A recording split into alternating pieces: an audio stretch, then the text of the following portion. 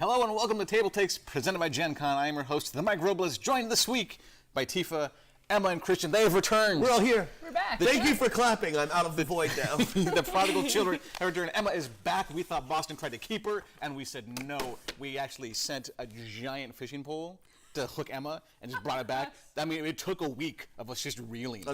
Taking turns. It's a very large country. Yeah, it turns out, as we find out. Christian, of course, you guys all clapped and brought him back from the void, which we were very happy. You can Glad stop to be clapping here. now. You can please stop clapping. I plan on going back to the void immediately after the show, though. Turns out there's a lot of nice places to eat over there.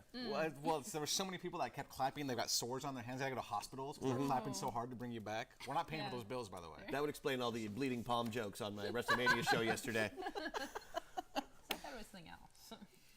Stigmata? Well, my name is Christian. There we go. All right, let's jump into it. We got some headlines for this week. First off, we have details for, we talked about this on the show once before. The Op is making a version of Clue based on the 2017 horror film It. No one is as excited as Mike. That's maybe Christian. I'm pretty excited. I really like Clue. Like, that was the first board game I latched onto. Same here. But they have Clue without murder clowns. You know Yes. that, right? So yeah. You don't have to do Well, I'm a murder grown-up now. Maybe I clown need part. murder clowns to get there with Clue. So we had talked about that was announced, but we didn't know really anything about it, and we had made the joke like we know who did it. Turns out we were right. We know who did it. It was it. It was it. Yeah. It was Pennywise the Clown. But the details are now is you're going to play as the kids. The board is this weird sort of like almost like hand-drawn map of Derry, Maine, and its locations. Very crude. It's almost like somebody like slapped a board down, wrote some stuff. Almost like a bunch of 12-year-old kids made the map. Basically, yeah. Yeah. And then the goal is you're going to find out. You're playing as the kids. The sculpts, the little pewter figurines look really nice. And you're trying to figure out who's going to get abducted, where they'll get abducted, and what item Pennywise will use to lure them to the abduction. And that's going to be what's in the envelope there. So is this all like Okay. pre-murder? Apparently. Well, you're playing as the Losers Club, and spoilers, as children, they don't die. Oh. I mean, okay. A lot of In other the children game. do, though. lot So, of you know, other it children, still yeah. might be for Well, you. no, in the book as well. Jeez. In the book as well, a lot of them don't die. A lot of the Losers Club, but there are tons of other kids that die. In Oh, that, okay. So there's a lot of kids who do die. There's kids Just that have, not. How lovely. not of the ones you're playing as. Guys, everybody dies. Stave Hot off. takes. Hot takes. I'm just going to come out and say it. Dark I don't know if you turn. knew this or not. Mortality, it's a It's thing. more important when you die, the legacy you leave behind. I see what you're doing. Speaking Speaking of legacy. Speaking of legacy, And much Classic. less dark topic. Yeah. we got details on Machi Koro Legacy. When you guys want to explain what Machi Koro is, if for maybe those that have not played It's a it. type of raw fish, is that correct? Yes. Yes. But if you eat the wrong part of it, then you die. Okay, Sooner then rather I than was later. exactly right on what I thought That this becomes was. your legacy. Well, we have kind of different thoughts on. We're trying to describe Machi Koro. All of us, or most of us, having played it, but we have very differing thoughts on. So it actually reminds me of a cross of like Dominion and city building. Yeah. Because there's like piles that you can buy to build and add to your city. Yeah. But you also roll dice. Yes. So I was saying that it sounds weird, but when people came in asking to play Settlers of Catan at Mox, and we didn't have Settlers of Catan, they're like, "Oh, I want a game that's like just like that." And like, there aren't really that many games that are that similar. So sometimes I would go to Machi Koro, it's like it's got the dice rolling element, has a little bit of take that, the robber. Like you have some like highs and lows to the game. So if you just like to roll dice and get a lot of stuff. Yeah. So here's my experience with Machi Koro. I have it. I have a box. It was a piece of swag that I received a few Gen Cons ago. Yeah. Quite a few at this point. And I've had lots of people try to explain it to me. And it always ends up just like this. I actually love the game. Yes. I It's want a to good say, game. yeah, it's a very good game. It's an engine building. It's a city building game with engine mechanics. As you're building your engine, because certain things you do when dice are rolled will affect one, which will start the other, which will start the chain down. Yeah. Goal is build 4 monuments. Right? Is it 4 monuments? I think. 6. 6 monuments. Yeah. 6 landmarks. There you go. So build the landmarks. Be the first point in your city to build your landmarks, and you move on. There's going to be a legacy version coming out of this. Machi Koro, of course, already has base game expansions. I think there's a big box that has all the expansions as well. But this time, players are going to make story decisions that will have an impact on the mechanics of the game. Which I find that really interesting because there's not really a lot of story. It's like, oh, you're building a cheese factory and a... and Maybe remember there's the a other buildings, flood but- and there have to be layoffs at the cheese factory. But And it's then very a much just these vineyard. buildings. Yeah.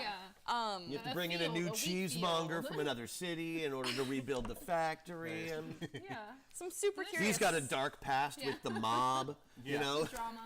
There's some good names behind it. Rob Davio, who does every legacy thing ever, is helping work on the legacy mechanics. The greatest name in history, J.R. Honeycutt. J.R. Honeycutt, yeah. That's a really good name. That's a really good name. It's like a mix between Dallas and MASH. I love it.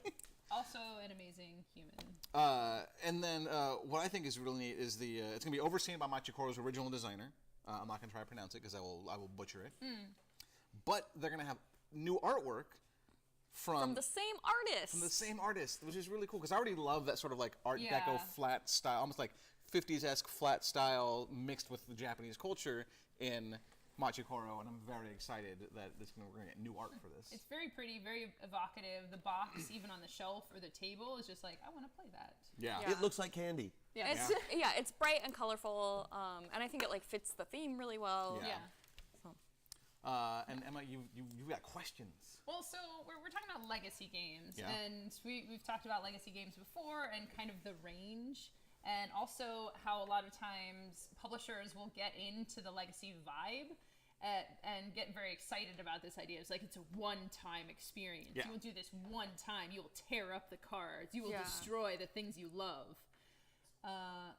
And then a lot of them kind of dialed back from that. So it's like, well, like Gloomhaven with the removable stickers and Charterstone with recharge packs. You know, it's like, well, it's not really one time. You can do it again. We're not really gonna make you do all this stuff. So it'll be interesting to see if it's replayable. So you can play multiple times. But most legacy games are not, right? Right. I mean, that's kind of the point. Like Pandemic and Risk Legacy are like, Yeah, you're gonna I've just played the ruin- Pandemic you're gonna Legacy. ruin this game. I think we're still only halfway through that game 3 years later. And I've not played Betrayal Legacy, so I'm not exactly sure if they've got a reset mechanic in that I one. don't think they do. Ooh, even better. But yeah, I am really excited. And like You have to super glue all the tiles together. I think it's fine if it's not This is the replayable house. if there's enough like times. Because if you think about like a D&D campaign, when you go through it with a group, you don't necessarily want to go through the same thing again.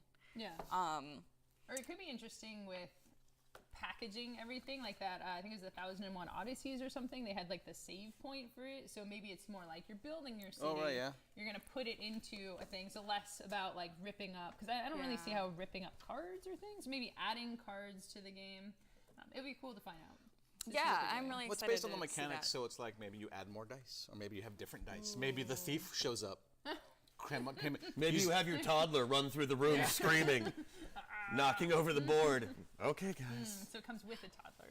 Or you need to make your You own. provide your own provide your toddler. own toddler. We can Toddler not provide. included. Some assembly may be required. If you need to borrow a toddler, we Okay. got you. Excellent. Yeah. So coming out in August, 10 sessions. So you play it 10 times max, unless there's a reset button, and then you play it more than 10 times. Also family friendly. I don't know that there's a lot of legacy games that are family friendly, and this game's like fairly easy to teach and pick up. Yeah.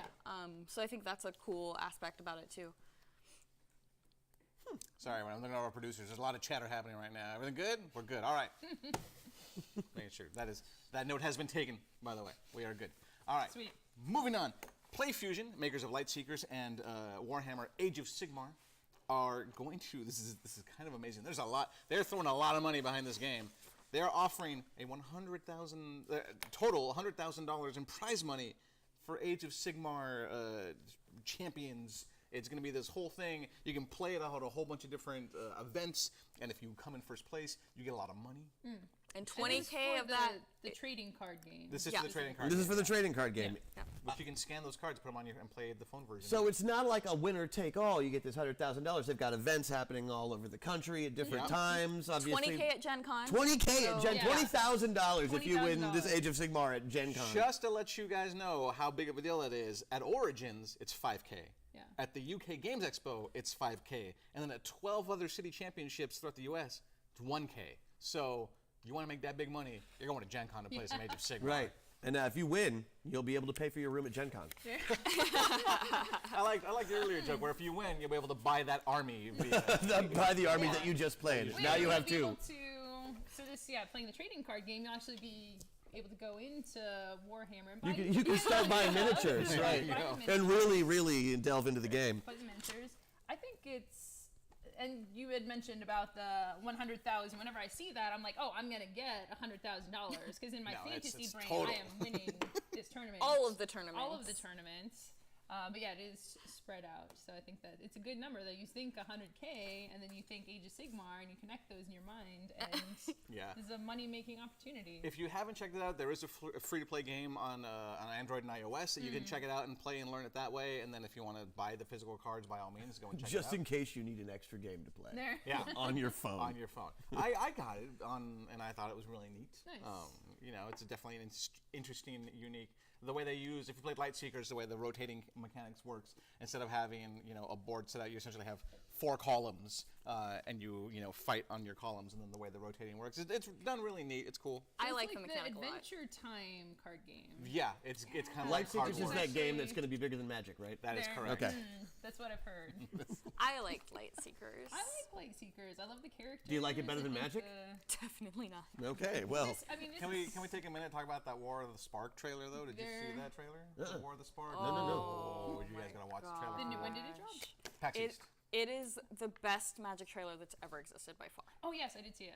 I haven't seen any Magic trailers, so it absolutely will be. You don't ever need to go back because You this also one don't even is know just anything so about good. Magic. Like it's obviously it's gonna be a little more heartful if you know stuff about It's Magic. got the feels. But Well, I mean, I got that Ravinica source book for D&D, so I know what's up. Yeah. But like this trailer is insane. If you haven't seen it, go check it out. War of the Spark It from is later this year. New so mechanics already good. been displayed. 36 planeswalkers that they've shown a ton of. It's crazy. It's like a mini movie. Yeah. It is so well done. It's good. I do like movies. There. We And know then this. Mini, you can have the whole movie experience in 3 minutes. It's great. Oh, man. All Just right. like playing on fast forward. Love that, taking advantage of our short attention span. That's the way we do it. I got no segue. I was going to try to combine the moving into different bodies and short attention spans. However, Hunters Entertainment is releasing an Altered Carbon RPG. What? For those of us that have not seen or read Altered Carbon, Altered Carbon is a classic cyberpunk, futuristic novel that got turned into a Netflix series starring Joel Kinnaman, I think.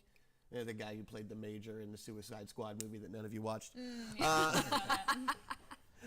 he's not wrong. It's you read reviews. I understand how it goes. So this series, obviously, it takes place in the far future. Our consciousnesses, all of them, have been put into little discs that get moved in and out of bodies, so you can have a different body anytime you want, or anytime you can afford one, because they're prohibitively expensive. Right. This RPG basically puts you in the role of one of these, a regular person, I guess. Are different bodies more expensive than other bodies? Yes, they are. Like Yeah. if they're more symmetrical, if they're better looking, if they've been built for combat, you're going to be paying a lot more. Is there a group of non-disced humans that are the ones moving the disc, or is this all done by robots? How does It's all they move them in manually. People do and are it. those All moving those discs? people, everybody's got one. Except for the few people who don't, who are like on the fringes of society, blah blah blah. But that's that. All right. Everyone has one, but you have to earn enough money in your natural lifetime to be able to do it if you want to survive. That's intense. and like people on Day of the Dead will like rent bodies to have their relatives come back and have dinner with them. It's very very cool, but it definitely shows the cost of mortality, which is a really cool concept. This is Plus, great for an RPG. Yes, no. It's the thing is Awesome. the thing is it's great for an RPG. I think a lot of people are concerned that it's going to try and stick too close to the novels or stick too close to the television show, but it doesn't need to, because this world is so giant and rich and takes place over several hundred years of history that you have a lot of opportunities to have different adventures in different bodies while still being essentially the same person. That's cool. So That that's is so cool. so look for that. It's going to be crowdfunded later this year, distributed by Renegade Games. It's like a Renegade slightly less Games. cool version of Masters of the Metaverse. I feel like Renegade Games has been on fire the last couple years, Oh my so gosh, that's yeah. exciting. The game's going to be edited by Joe LaFavi of Genuine Entertainment, whose games include Dune role-playing game from Gale Force 9. So some big names behind it. Yeah, it sounds awesome.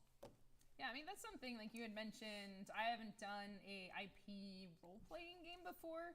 So for these games in general, and like the player expectations coming into it, like do players expect to follow the storyline? Yeah, I'd say no. Because there's so many IP role-playing games out there, usually it's not about the story that happens in the book that it's based on. Yeah. It's about the world that it was created in. And in sci-fi and fantasy, the world is the most important character in the book almost every time. It's like a spin-off show. You're going to watch a separate story, but maybe every once in a while, the main character from the original thing will pop in through the door, and the audience will cheer, and then they'll leave. I mean, if you're playing a Harry Potter game, you're probably not at Hogwarts, and you're probably not Harry Potter. Right. But at this point, even like D&D Drift, I mean, the whole that kind of has its own IP. Yeah, but we make our own dark elves with 2 scimitars. In fact, every dark elf has 2 scimitars and is a ranger and probably good. Yeah. When dark elves are born, So here's your good. scimitars. Yeah, basically every boy when they were 14 and played D&D tried to make drapes. We all did it. Yeah, that's fair. Speaking of D&D, WizKids is producing a line of dungeon tiles, which This is the second thing in a row that I am super excited about. labeled 4D, maybe 3D dungeon tiles and terrain. It's gonna be super cool because maybe this is where the extra D comes in because they're gonna be reversible. So not Flip scratch and floppable. sniff. No. Or like that dungeon smell. Oh, that's that- a good idea, That though. danky, that stanky dank. dungeon. Stink, stink. That was Billy Ray Cyrus's original hit. It was My Danky Stanky Heart. But there's gonna be. It has so many connotations. I would figure that his daughter would have written that song. Wow. There you go. So this is gonna be really cool because they straight called out Dwarven Forge in their thing. They're saying, hey, Dwarven Forge is expensive. These are not gonna be. Not only is Dwarven Forge expensive, it's hard to get. Yeah. Like, not every retailer has Dwarven Forge. It's an experience. Plus, yeah. your tiny little, ogre cave set is running $85. Yeah. Ah. And you need a lot of, like we had talked about earlier. And it's 12 pieces. Right. You're not necessarily you don't have control of your players, so if you go out and buy for this great ogre cave scenario. And they never see the ogre cave because they Yeah. went a different direction. They're You like- just wasted $85. We're just gonna do tea party over here. It's like, oh well, how about you do tea party in this cave here? And like, no, we're just gonna sit outside. It's like, but there's sparkly stuff in the cave. They're like, no, we don't want to go in there. No, it's too far. Yeah. Guys, I don't want to adventure today. And you're like, I need another short rest. Okay. You're looking at some small boxes. They're gonna have 50 floor pieces, doors, walls for $50. A medium box. 50 pieces for $50. That's a good deal. It's a great deal. Medium box and have one big floor tile. 75 pieces, 75 edges, walls, doors.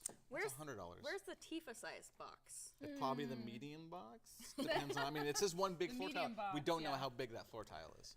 Could be this. as big as an And they're actual floor reversible. in a So house. even if you, like, Oh my God. you're literally getting double. Your 50 pieces are gonna flip over. You got 100 I'm pieces. excited just for price point alone. Yeah. Like, I love the idea of having these buildable dungeons that you can, that are modular, but I don't have that kind of money. I Yeah. just don't. Yeah. What I do have is, $100 on a set that I can reuse over and over again. Yeah. Seems really neat.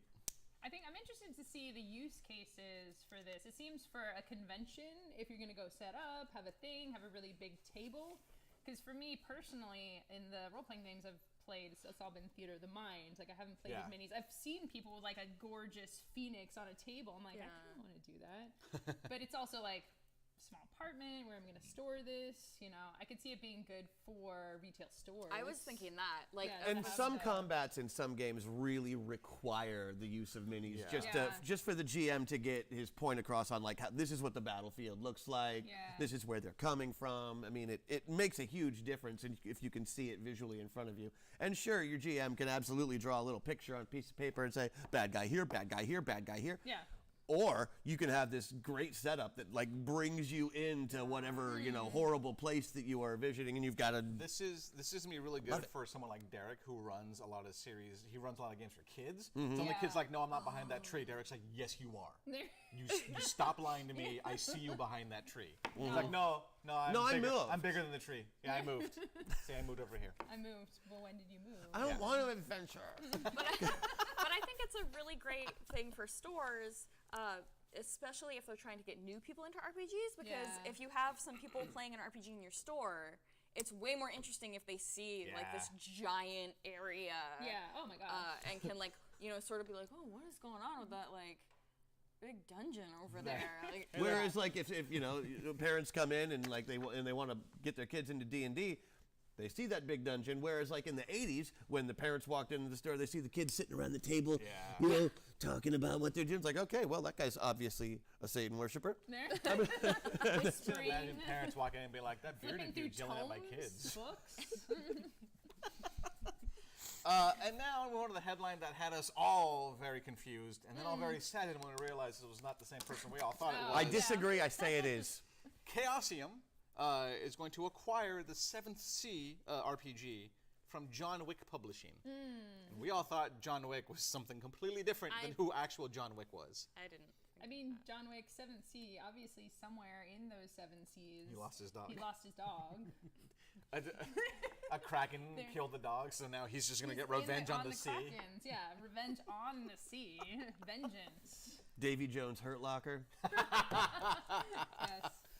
Oh my goodness! All right, so Chaosium's going to fulfill all the Kickstarters that's happening there. There's been Kickstarter updates for the 7th Sea 2nd edition. Now, when you say Chaosium's going to fulfill the Kickstarters, does that mean that the other Kickstarter hasn't been fulfilled?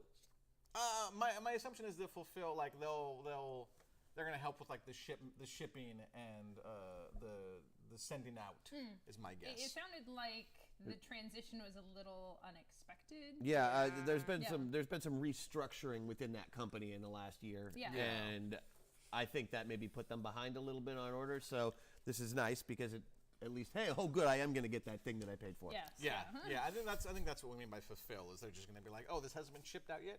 Here it is. Yeah, they're making sure that if you did back a Kickstarter, like you're still going to get your stuff. Yeah. Which is nice. I could see that. I mean, it's a very strong IP. Like, it's had very successful Kickstarters. I think with the company in particular, there's very different skills. Making a game, designing a game, board game or role-playing game, and then making a company. Right. Yeah. Even having all these like super successful products, to make it sustainable in the long term. Well, and it's So interesting. Chaosium picked it up just because they've worked with John lots of times before? I think from the article it seemed, I'm not sure if they had worked together. They put out his first game. They put out the first 7th Sea? No, the first game that he was that he Chaosium. published. Yep. Okay. Yeah. Okay.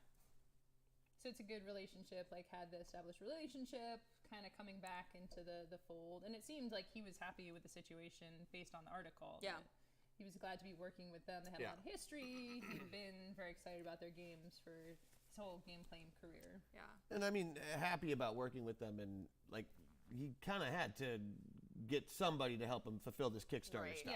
Yeah. I mean, and Chaosium was there for him, so that says good things about them as a company. Right. Yeah. Well, and it's interesting how you talk about the success of the Kickstarter was huge, but in retail, from my experience, it's very like there are sort of these like small, almost cult groups that are super into it. That play the 7th Sea, sort of scattered. Yeah.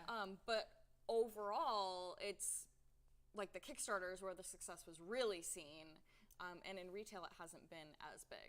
Well, and that's the thing too. You're like, whenever you're doing a Kickstarter, you see how successful it is. You see all the money coming in. You never know if is that everyone? Is that everyone who wants to buy this, or is there still a huge market who just didn't happen to see the Kickstarter? Right. Yeah. Right. I've had friends do like second printings. They had a successful Kickstarter, doing really well. They printed their second run of their game just as demand kind of dropped off. Yeah. So it's how do you? It's a bad know position to that? be in. Yeah. Yeah. But I mean, they keep coming there. out with more stuff. So I think, I think part of that might have been that the business wasn't operating in the right way, and now maybe it'll be even better for retail. And they had staff and stuff too. Like once you start to take on employees, and like running a business with accounting and doing payroll and all those kinds of things, then it's a lot. Yeah, well, Nothing can ruin an artist faster than starting a business. But they're fine. They're not doomed. Well, in a pirate RPG, like... Of course they're fine. It's John Wick. Yeah, I know. I mean, he's just gonna punch business in the face. That's right. We're lucky that punch. business is still alive. Right, yeah. That's what I'm saying. I haven't played it, but it looks great. Oh, yeah. I prefer my pirates in space. There you go. Everyone's got Like we were saying, they're not doomed. Who are doomed, though, is we are. We're doomed. We're doomed. We're doomed. We're Emma, all tell us about doomed. We're Doomed. Yes. All right, so this is a game that I was lucky to get a chance to play at PAX East, released during PAX East. So Breaking Games put out the game, then a bunch of copies at their booth, did really well. The conceit of the game is that you're playing as world leaders the Earth is doomed, so it's like there's no coming back from whatever terrible things we have done to our poor planet. So it's set in the now. Yeah, it's in the near future, right? So we just got to get off this planet, and as the leaders, we are escaping, leaving all our populations behind, and we're theocracies, technocracies, like we all have our own flavor. And the tricky part about it is, first off, it's timed. So it's 15 minutes, and if you don't put enough resources into the box by the end of the 15 minutes, no one gets off. However, on your turn, you can either take resources or take influence. If you don't have enough influence, you're not getting on that ship. So the person with the most influence goes first, and it takes like 50 resources just to make like the very first seat on that ship. And then there's the event cards, which really switch it up, again, because it's real time. So event card will come out and say, oh, the Rapture, for example, it's like the theocracy takes all the money, all the resources. So from it's the a box. hard fantasy game. Yes. Theocracy takes all the resources from the box, so you're back to zero, and they get off. So they're saved. So I'm stressed just listening to this. I will hate everybody playing it with me. Yeah. You do not want to play this game with me. No, There would be I one really person don't. there, you're like, okay, we got to band together. We don't have nearly enough for one seat. And then the next person just takes influence. And you're like, seriously? Seriously? Why? Because you won on that ship. Like, I'm buying this If we game. ever play this, make sure I've taken my meds that day. Yeah, I am buying this game, and I'm going to... If I ever play this with you, make sure I've taken her meds that day. So it sounds awesome to me. Yeah, it looks fun. It has the bidding, auction, voting element to it. So fun party game, goes up to 10 players. I forgot to check. Is the time limit the same with 10 players as it is with 2? Oh, God. Yeah. Nah. We can only play it with 10 players. Nah. But it's a lot like Space Team, where the more you play it, because you play in multiple rounds. Space Team, is that the branch of the military that Trump started? I'm pretty sure. The Space Force. Space Team, That's what it is. Otherwise known as yelling the game. I straight up will not play that game. Because it's, So All right. the game is released. As far as being able to get it, they had copies at PAX East. I don't think it's in retail yet, but keep an eye out for when that comes out. It sounds awesome. I can't wait to just stress everybody in my life out. If you want to yell at your friends. Yeah. That's the way to do it. I yell at them anyway. I don't But there's a framework. If you want your friends to like you, maybe you can save them some cash. Christian, let's talk about some bundles. Oh, bundles. Not a lot going on this week. However, the graphic novel and RPG material based on the Modest Medusa webcomic. Which is really cute. It's super cute. I just saw it for the first time today. What they've done is there's a short-term bundle that's come out. The creator of the webcomic, his computer broke. Yeah. Which makes it very hard to Like do. I don't know if it exploded or what, but he needs money for a new computer so he can keep making the webcomic. You The see. things we love. Right. So he's put together a short-term bundle, including obviously several issues, strips of said comic. The RPG setting, which is attached to Modest Medusa, which seems very family-friendly, in case anybody is interested. Along with a couple of... Just your face. We about to get weird. along with a couple of weird. what they consider to be related games. Yeah. And I think that's great, because these are all kind of anime-inspired games. Yeah. For a good price, so maybe worth looking at if you're like super into anime. Little disclaimer, for a couple of these games you have to be super super into anime. Yeah. And that's okay. One of the first one that comes with it is Tokyo Brain Pop, formerly known as Panty Explosion, which you may have heard of. It is a game. Medusa, very family friendly. Very family. These are psychic schoolgirl action 1 second. adventures. You've gone too far. Yeah. We have to stop you from speaking now. Oh no. Apparently. Go back to the beginning. You, when you just started discussing Panty Explosion, you blew out your mic. It's the hard Too P's. much. That'll do it every Yeah. time. So how are we doing? Yeah? Yeah? We are live. Are we okay? Secret. Just Secret? All right, so this game, formerly known as Panty Explosion, just because You want to say that again. Panty Explosion. Oh, that was it. Oh, man. No, it actually is way more fun to say than I thought it was going to be. I didn't say it out loud before the show. That's my bad, An guys. experience. But it's about psychic schoolgirls going on action adventures, very similar to, magical space princesses or something of the like. Next, it comes with this classroom deathmatch. I'm swapping your mic. You just talking to Emma. Yeah. Classroom deathmatch is basically Battle Royale, the role-playing game. Simple, easy. We're But talking in the a old Japanese movie Battle Royale, which is just an awesome movie. Yeah. If you've not seen it. Yeah, it's Hunger fantastic. Games, but actually in school. Yeah. Wait, is that where Battle Royale came from? No. No. Oh, That okay. was a topic long. That was long wrestling. ago. Oh, okay. But there was It's WrestleMania week. Everything's Battle wrestling. Royale was essentially the movie was essentially kids in a classroom, and it was like, look, you guys are the smartest kids. However, because the world is effed, only one of you can move on to college. So they do an intellectual battle. No, they kill each other. No, they kill each other. Swords, Is this like machetes, Jawbreakers? you name it. This is pre that, yes. Right, but But yes. Yeah. That's wow. If Hunger Games wasn't entirely based on it, I will be surprised. Yeah. I've heard that it's not from the author, but I think that person is a liar. Great movie if you've never seen it. So we have Modest Medusa, adorable. Check out the webcomic. Very pretty family friendly. I think it's There's great. some bathroom jokes in there, but they're pretty funny. Kids love bathroom Yeah, jokes. she lives They're in the funniest toilet, jokes. So there's a lot of hijinks that We- come around for her living in the toilet. And then we got Penny Explosion, Classroom Deathmatch, and what else we got? Classroom deathmatch. What else do we got? Oh yes, the Tulip same Academy bundle. Society for Dangerous Gentlemen, an anime RPG based around the wacky school governments and hyperbolic students. It's very very classic. Think what is My Hero Academia, that kind of thing.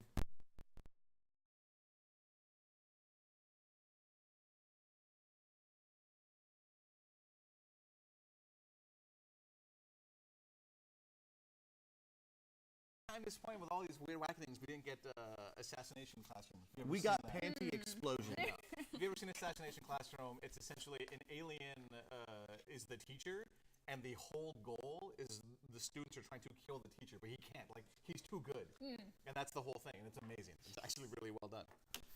So a variety pack. Such a variety pack. It's a very weird short-term bundle, but it looks like it might be a lot of fun. Might be Yeah. worth picking up. Check it out, guys. There you go. We got Kickstarters. Yes, we do. We got We Kickstarters. got pause. We're pausing. We're still screwed. We're gonna stop the stream and restart. All right, we are going to take a quick break real fast. We're going to stop the stream. We're going to restart it. We'll be right. All right, we're back. So we are back, yeah. Are we back? Kickstarters. Yeah. Just pick ones. Just pick one or two. If you want to. Gotta share the love. All right. There's just a lot we want to talk about today. We're probably not going to get to it again. I know. We'll be That's- efficient, that's the unlike show. we usually are. Okay, Kickstarters. First one to talk about, welcome to T-Core. This is the Swords Fall RPG setting and art book. What I find the most interesting is this is a totally new company. Are we, do we need to stop again? All right, we'll continue to go. We are live. Things are going to happen. Which is really awesome. They're having a super successful Kickstarter. They only had a $2,000 goal. They're now at $69,000. Wow. Which is incredible. And it looks like they have lots of plans beyond the RPG. But this Kickstarter is specifically for the RPG. It is an Afro-punk sci-fi fantasy with really neat art from an artist in Africa. So it's inspired by pre-colonial Africa, which is really awesome. Yeah. I love seeing more. We're going to pause right now. Sorry, everybody. We're not sure what's exactly happening. We're having just tons of technical issues. We're still fine. Christian still. He went into the void. We had to go in and get him. Yeah, that was. And how I we thank had you for to- that. I've never seen you guys clap so loud. It was really loud. It's All a right. fast. Let's get back into these Kickstarters. Welcome to T-Core. Brand new company, lots of funding, based in pre-colonial Africa. Looks really awesome. I love seeing anything with more diverse representation. It looks like Wakanda the game. Yeah. Yeah. It's very cool character art too. I mean, if nothing else, just go on the page and see the amazing stuff that they have up there. It looks really great. Next Kickstarter, Potemkin.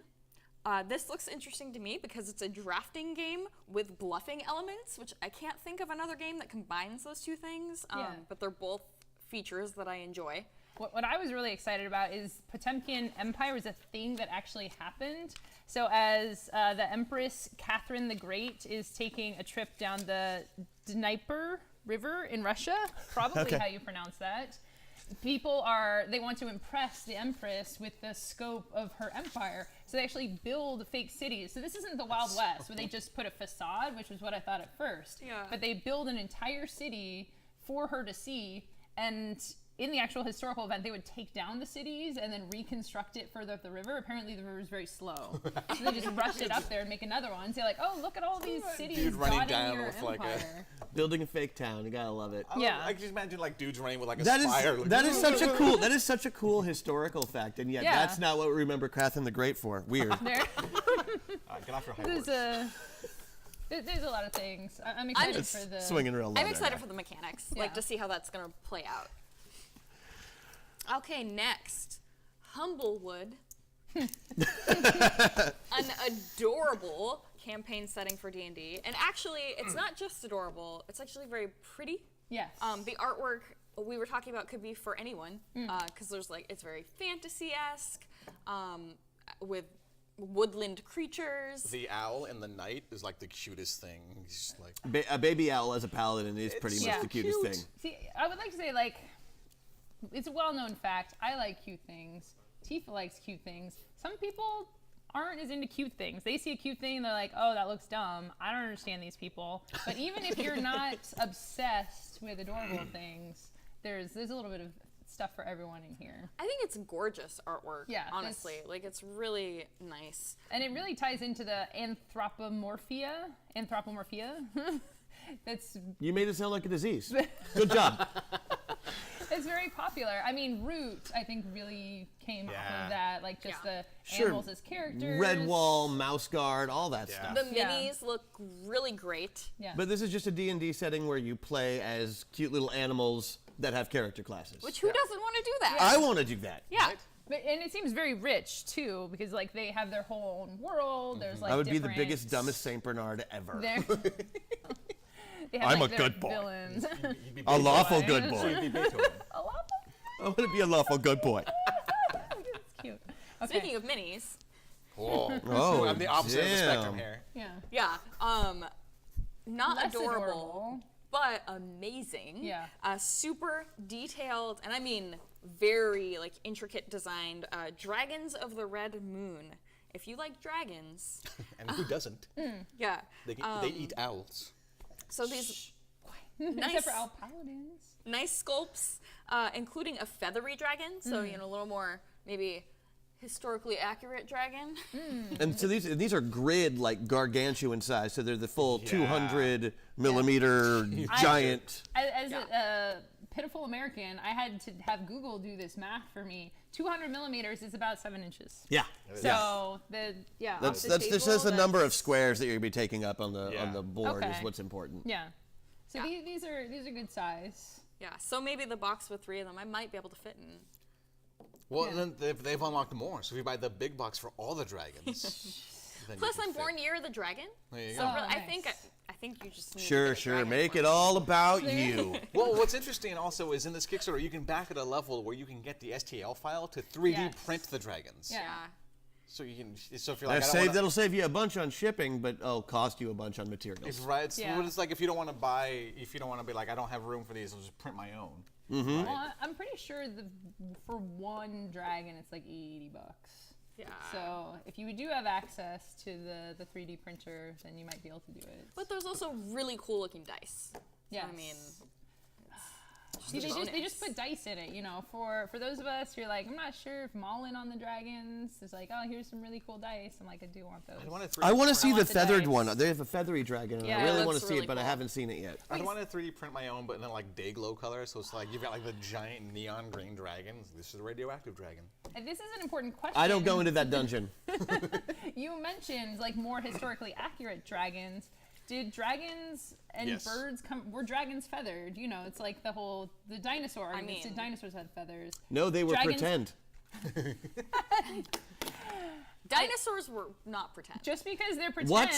How were dinosaurs not pretend? Well, and now, like, I wonder now, are these dragons going to follow the route of dinosaurs? Where dinosaurs didn't necessarily roar, the scientists they may have honked like birds. Oh my gosh, that is amazing. Can you imagine Jurassic Park, where like he's just like a way less scary. Also, just because they're hard to believe. fantastical doesn't mean they can't have a rich evolutionary history. Right.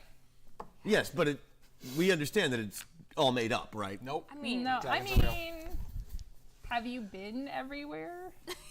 Yeah. There could be dragons. Yeah. maybe hiding. before dinosaurs there were dragons. Yeah. There probably were. Maybe the dinosaurs ate all the dragons. There you go. That sounds reasonable. Epic battles. Oh, maybe that's how they died out. Maybe dragons are poisonous to dinosaurs. There you go. And they don't have bones, and that's why there's no fossils. They're made of. Wait, they don't have bones? They're made Why do they of- have so many dragon skeletons in like absolutely everything with dragon in it? I'm pretty sure there are dragon Yeah, bones. yeah. Dig your Cartilage. way out of this one, Emma. Where are the bones? If there's no bones. They're made up. The bones Okay. are made up. If you're not into cute animals and you're not into dragons, which like why are you watching this? Right? Yeah, that's a good point. Wrong show, guy. More miniatures. The These are last cool. Kickstarter we're talking about These today, are really cool. HP Lovecraft. If you're into that, they're doing miniature sets, which lots of uses for that, I'm sure. But yeah, go check The that problem out. is you only show the miniature for a second. Like you're like, you see this. Yeah. Okay, you're all crazy. Yeah. Yeah. Take the miniature. But so there's going to be some different Lovecraftian characters, like himself. Like there's Sure. like which I'm sure he gave the okay for. Wait, so actually?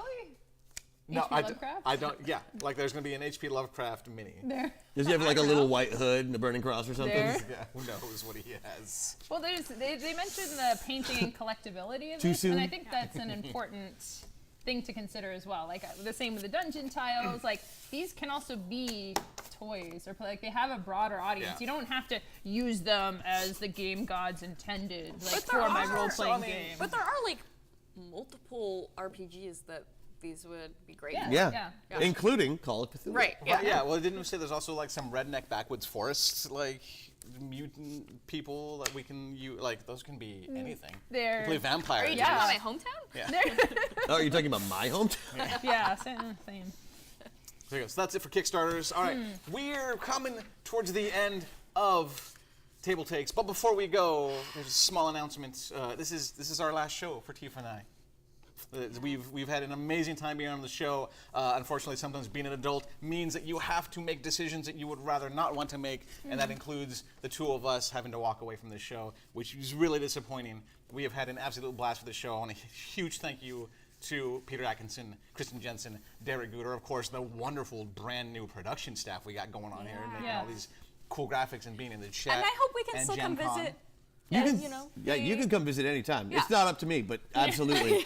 Special guest. I mean, they're Right. kind of better than host, right? The In show the itself, hierarchy. right? The show itself is going to continue on. Kristen and Emma are, of course, still going to be here, being their awesome selves. There may be some format changes. If there are format changes you would love to see in the show, things you want to see them talk about, post them in the chat. Yeah. Tweet at them. Tweet at Gen Con. And And we'll let still be them know. around. I just had to go get a real job in the game industry. As fun. Real job in the game This has been- industry. Yeah, you're gonna be getting a lot of emails from me like, what does this mean? They're- Because you guys have been, well, all three of you really are. Yeah. You're kind of the brains of the show. yeah. Yeah. You're the beauty. I'll take it. we have had the absolute best time coming to you week after week with our hot takes and their segues and getting The to just BS. segues. We just get to BS with friends once a week, and that's a dream. Yeah, it's the kind of job that everybody wants, I Yeah. think, and it's a bummer you guys are going. But We are going to miss definitely I mean, we don't interact with the chat, but we know you're out there. We're going to miss you guys. We have a miss all of proxy. it. I talked to some of those guys. They like you too. Yeah. There's definitely, I don't know, there's on Twitter, there's that one that's always tweeting, always happy, always ready to watch the show. Yeah. Flexian Fruits. Paximo? Paximo. Yeah. Hey, Liz. Always very excited, and I always love seeing their tweets because they're always She's the best. super excited. I hope we can keep in touch on the internet. Of course. Yeah, let us know, you like, especially if you've got like new stuff coming, or you have like a new article that will tell me everything I need to know about the topic that I happen to be running that day. Tifa's gonna do maybe a local book tour with her book, you know. I have a blog where I talk about gaming a lot. Nice. Yeah. Yeah, we'll crash Emma's streams. Maybe you guys can come down to my studio and play some tabletop I RPGs. would love to. That'd be so Check out the nice. shrine. Yeah. And check the shrines at my house. Yeah. So I wouldn't put that in a professional space. My Tifa shrine is personal. Yeah. So in closing, I just want to say thank you to everyone again. Huge shout outs, huge thanks to Gen Con for even letting us be a part of this experiment that I hope will continue on without us, and I know it will, because it's where else are you going to get your weekly dose of headlines and news and topics and hot takes. The hottest takes. The hottest So of hot. takes from the Hottest coolest of people. Super. So on behalf of Tifa and myself, just Well, thank we you. can jump in the chat now. Yeah. Yeah. Yeah. Interact in a different way. If we're not busy at work. Heckle us. Yeah. We love being heckled. I have no feelings.